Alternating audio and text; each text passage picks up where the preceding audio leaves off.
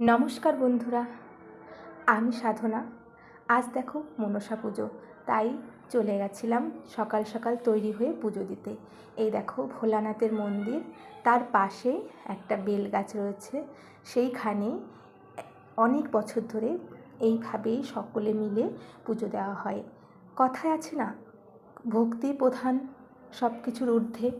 তাই সবাই ভক্তি সহকারে নিজের মতো করে এখানে পুজোটা দেয়। কোনো ব্রাহ্মণ নেই কোনো মায়ের মূর্তি, শুধু ভক্তি। তাই মনসা দেবীর কাছে আমার প্রার্থনা, তুমি সকলের ভালো করো মা।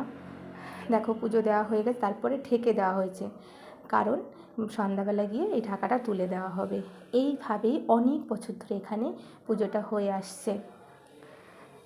দেখো তারপরে আমার ছেলেকে দেখো, সবাই উলুধ্বনি দিচ্ছে, তাই ওরও উলুধ্বনি দেওয়া চাই। সবাই